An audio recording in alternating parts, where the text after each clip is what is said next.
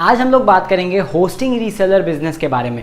Hosting reseller business क्या होता है, कितना आपको इन्वेस्टमेंट करना पड़ेगा उसमें, कितना प्रॉफिट रेवेन्यूज लॉन्ग टर्म में आप इससे कमा सकते हैं, और सारी चीज़ें मैं आपको आज के वीडियो में समझाने जा रहा हूं। तो नमस्कार दोस्तों, मैं हूं शुभम भार्गव, स्वागत है आप सभी का द एंटरप्रेन्योर शो में। तो चलिए जल्दी से शुरू करते हैं।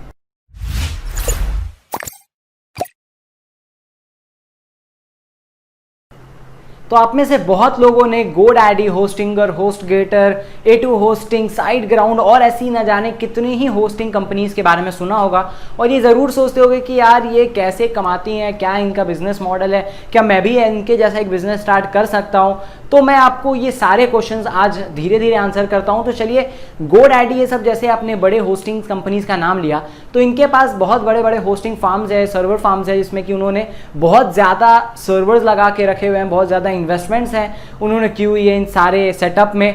तो ये सारा उनका कॉस्ट है। तो यही सारी कंपनीज जो हैं, ये इतना बड़ा इनके पास इन्वेस्टमेंट है, तो आप तो एक बार में उतना नहीं कर सकते हो। तो इसलिए ये कंपनीज भी साथ में ऑफर करती हैं होस्टिंग रीसेलिंग का। तो यानी कि होस्टिंग रीसेलिंग यही लोग, यही सारी जो कंपनीज है, यही अपने आप को प्रमोट करती है अपने सर्विसेज को, ताकि आपको उतना बड़ा इन्वेस्टमेंट ना करना पड़े। आप उन्हीं के सर्वर्स में एक छोटा सा कॉस्ट, एक तरह छोटा सा जगह ले लो और वो आप नीचे अपने और लोगों को बांट सकते हो। इसी को होस्टिंग रीसेलर बिजनेस कहते हैं। आप इन बड़ी कंपनी से लेते हो अपना होस्टिंग कम पैसे में और नीचे और लोगों को बांट देते हो चीप कॉस्ट में। तो अब पॉइंट इसकी, अगर आप ये सोचते हो कि मैं GoDaddy जैसा बन जाऊंगा GoDaddy से होस्टिंग लेकर के, तो यार ऐसा तो शुरुआत में नहीं होगा। लेकिन अगर आपके पास कस्टमर्स रहते हैं, अगर आप अच्छी सर्विसेज देते हो, तो आप ऑफकोर्स इसको स्केल अप कर सकते हो बड़े लेवल तक। तो अब बात करते हैं क्या इन्वेस्टमेंट लगता है और कितना आप कमा सकते हो और कैसे कमा सकते हो। तो इन्वेस्टमेंट की अगर हम लोग बात करें तो जो होस्टिंग रीसेलर बिजनेस के चार्जेस हैं, अगर आप GoDaddy पे जाओ, होस्टगेटर पे जाओ, जितनी बड़ी बड़ी आपको होस्टिंग कंपनीज हैं उनके पास अगर आप जा करके देखोगे तो आपको लगभग 1000 रुपये से लेकर के 2500 3000 रुपये तक के चार्जेस देखने को मिलेंगे। और ये डिपेंड करता है स्पेस की वजह से कि कितना स्पेस वो आपको ऑफर कर रहे हैं। यानी कि 1000 रुपये में आपको 50 GB ऑफर करेंगे, फिर जैसे जैसे आप बढ़ाते जाएंगे तो वो स्पेस भी बढ़ते चलेगा और 100 GB, 150, 200, 250, 300 ऐसे स्पेस बढ़ते चलेगा। तो अब लगभग आप मान करके चलिए, अगर आप कोई बड़ी होस्टिंग कंपनी से अगर आप होस्टिंग रीसेलिंग का प्लेटफॉर्म लेते हैं, यानी कि उसका सर्विस लेते हैं, तो आपको लगभग 1500 रुपये पर मंथ देने पड़ेंगे 100 GB स्पेस के। उसके हिसाब से आप आगे भी कंटिन्यू कर सकते हैं। अगर आपको और बढ़ाएंगे स्पेस तो आपको कम पैसा लगेगा, लेकिन आप लगभग 1500 रुपये आपको एक 100 GB के देने पड़ेंगे, यानी कि लगभग 15 रुपये 1 GB का।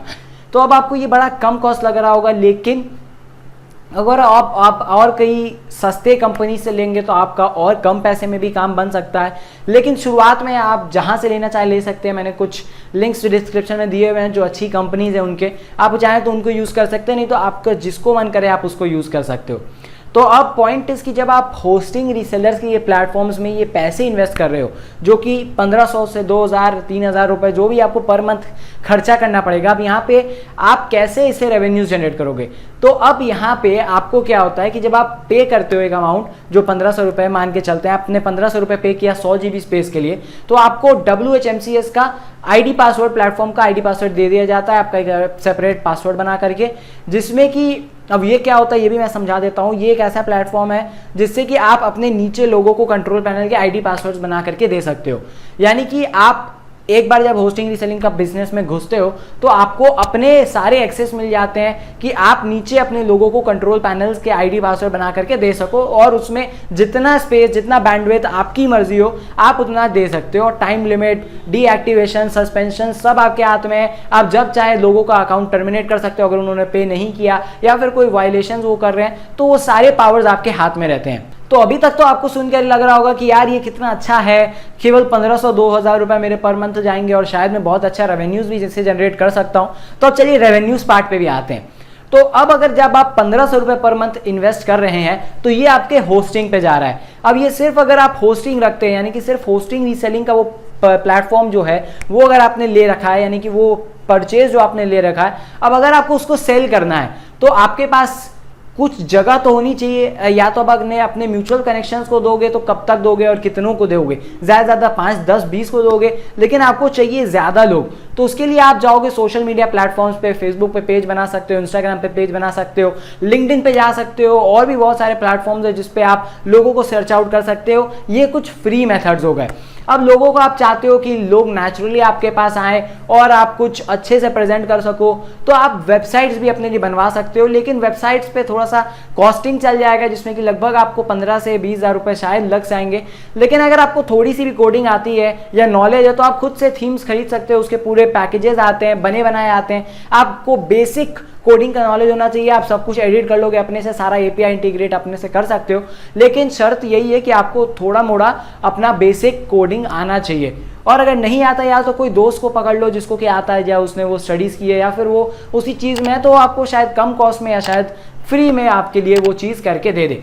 लेकिन जब भी आप कोई वेबसाइट बनवा रहे हो, किसी से पे कर रहे हो 10,000 20,000 जितना भी आप पे कर रहे हो, तो आप कॉन्ट्रैक्ट बेसिस पर जाना यार, क्योंकि अगर आप कॉन्ट्रैक्ट पे नहीं जाओगे तो बंदा आपसे फिर बोलने लगेगा कि आपने ये नहीं बोला था बनाने को, आपने वो नहीं बोला था, आपने इतना टाइम दिया था, उतना पैसे मांगे, ये वो बहुत चीज़ आता है। आप जब एक कॉन्ट्रैक्ट में आ जाओगे तो वो भी बाउंडेड रहेगा, आपका काम जितना आपने बोला वैसे करने को, और आपके पास एक प्रूफ रहेगा कि हाँ आप, अगर सामने वाला आपका बात नहीं मानता है तो आप सीधा उसके खिलाफ केस कर सकते हो और उसकी जो भी कंपनी है आप उसको बंद करवा सकते हो सीधा। तो ये आप, मेरा एक सजेशन था जो कि आप मान सकते हो अगर आप वेबसाइट्स बनवाने जाओ किसी डेवलपर से तो।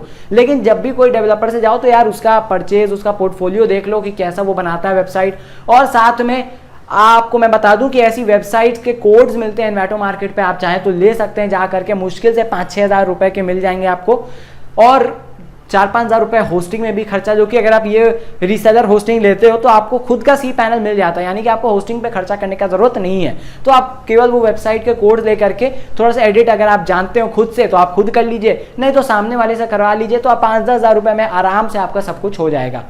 तो ये रहा आपका एक और प्रमोशन मेथड, यानी कि आप लोगों को अपने वेबसाइट पे ले जा सकते हो, फिर उनको अपने डिफरेंट पैकेजेस दिखा सकते हो और उनको वहाँ से सेल आउट कर सकते हो। और अगर आपके पास वेबसाइट नहीं रहेगी तो भी आप सीधा इंस्टाग्राम पे, फेसबुक पे, डिफरेंट प्लेटफॉर्म्स पे आप अपना बिजनेस पेज बना करके आप लोगों तक पहुँच सकते हो, अपने सर्विसेज को बता सकते हो और उनको अपना होस्टिंग वहाँ से भी भेज सकते हो।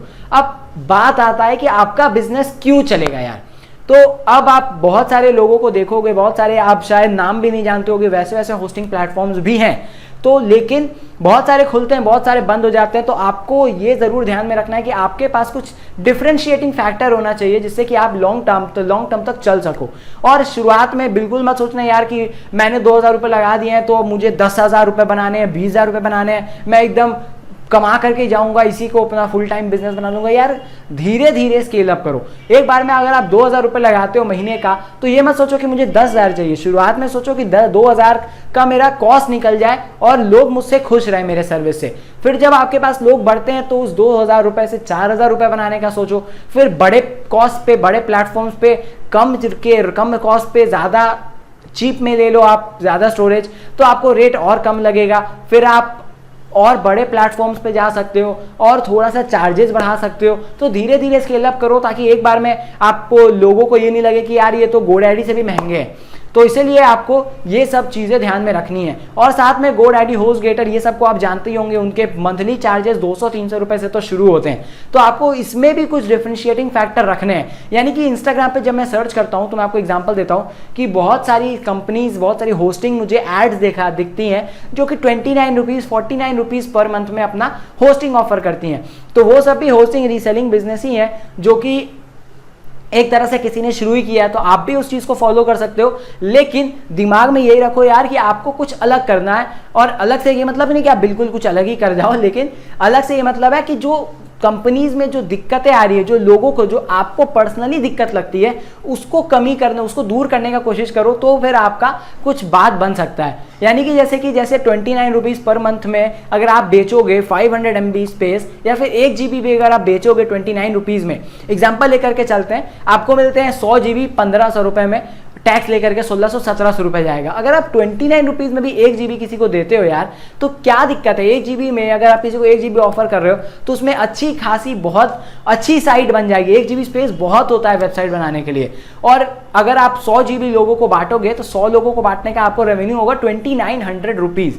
तो आपने लगाया 1600-1700 रुपए और लगभग आपको 1000-1200 रुपए का प्रॉफिट हो सकता है अगर आपने सब बेच दिया तो। अब ये आप में से बहुत लोगों को लगेगा यार इतना सा प्रॉफिट, लेकिन अगर आप ये सोचो कि यार ये तो शॉर्ट टर्म है, अगर आप धीरे धीरे लोगों को और लाते रहो और लोग आपके सर्विस को यूज करने लगे, आप और बड़े हो, आप और बड़े होस्टिंग में और बड़े होस्टिंग रीसेलिंग प्लेटफॉर्म्स में यूज करो, बड़े बड़े सर्विसेज लो, तो आपका रेट कम होते जाएगा, कॉस्ट कम होते जाएगा और आप धीरे धीरे 29 का 39 कर लेना, 49 कर लेना, तो धीरे धीरे आपका प्रॉफिट भी मैक्सिमाइज होते जाएगा।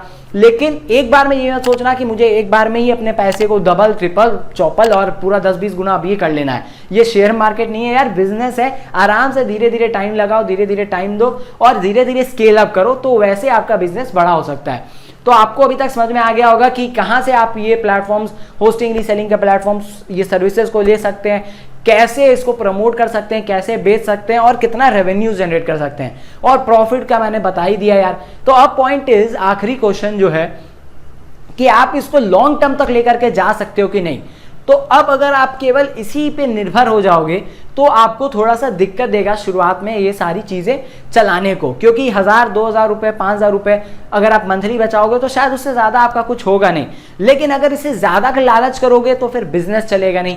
तो इसीलिए इसको शुरुआत करो स्मॉल बेसिस पर और पूरा डिपेंडेंट इस पर मत रहो। अगर आप फाइनेंशियली दिक्कत है आपको तो आप ये मत सोचो कि ये बिजनेस करके मेरा सब चीज चल जाएगा, मेरा सारे घर का दिक्कत दूर हो जाएगा। ऐसा नहीं होगा यार, ऐसा टाइम लगेगा, क्योंकि कोई भी बिजनेस ग्रो करने में टाइम लगता है। 1 साल, 2 साल, 5 साल, 10 साल तक लग जाते हैं बिजनेसेस को। तो आप कम से कम 2-4 साल तो दे ही सकते हो यार इसको बड़ा करने के लिए। तो इसलिए धीरे धीरे करो। शुरुआत में ये कोशिश करो कि जितना कॉस्ट आप लगा रहे हो उतना निकल जाए और ज्यादा से ज्यादा बेनिफिट आप अपने कस्टमर्स को, क्लाइंट्स को, लोगों को दे पाए। अगर आप इस चीज पे फोकस करोगे यार तो धीरे धीरे लोग आपके पास अट्रैक्ट होंगे, आपके कंपनी के नाम को जानेंगे, आपके बारे में जानेंगे, आपके वेबसाइट के बारे में जानेंगे। फिर आप धीरे धीरे अपना एक्सपेंशन पे ध्यान दे सकते हो। धीरे धीरे आप अगर वेबसाइट पे नहीं हो तो वेबसाइट पे आ सकते हो और बड़े कॉस्ट, बड़े प्लान्स ले सकते हो और उसके बाद जैसा भी आप चाहो कर सकते हो। और उसके बाद का अगर कुछ सोच रहे हो और दिक्कत आ रही है तो फिर आप नीचे कमेंट करके मुझे बता सकते हो, और नहीं तो इंस्टाग्राम पे मैं फ्री मार्केटिंग और बिजनेस कंसल्टेंसी भी देता हूं, तो आप नीचे आकर के इंस्टाग्राम पे भी मुझे पर्सनली कुछ भी क्वेश्चंस पूछ सकते हैं। तो बस यही था आज के वीडियो में। आशा करता हूं कि आपको अच्छी लगी होगी। अगर आपके दिमाग में कोई क्वेश्चन हो, डाउट हो, तो आप नीचे कमेंट करके मुझे बता सकते हैं, या फिर आपके मन में अगर कोई बिजनेस से रिलेटेड भी कोई डाउट हो कि आपको कोई और टॉपिक से रिलेटेड जानना हो कि आपके लिए ये बिजनेस सही है कि नहीं, वो बिजनेस सही है कि नहीं, या और कौन कौन से बिजनेस अपॉर्चुनिटीज हैं, तो आप नीचे कमेंट करके मुझे जरूर बता सकते हैं यार। मैं उसके ऊपर एक अलग से वीडियो बना दूंगा जिस भी टॉपिक पर आप चाहेंगे। तो बस यही था आज के वीडियो में। आशा करता हूं आपको अच्छी लगी होगी। अगर लगी हो भाई यार तो एक लाइक और शेयर तो बनता है यार, प्लीज कर दो, और ज्यादा से ज्यादा अपने दोस्तों में ये बिजनेस अपॉर्चुनिटीज को अपने दोस्तों में फैला दो। तो मिलते हैं और कोई ऐसी इंटरेस्टिंग सी वीडियो में, तब तक के लिए bye bye, take care and जय हिंद, वंदे मातरम।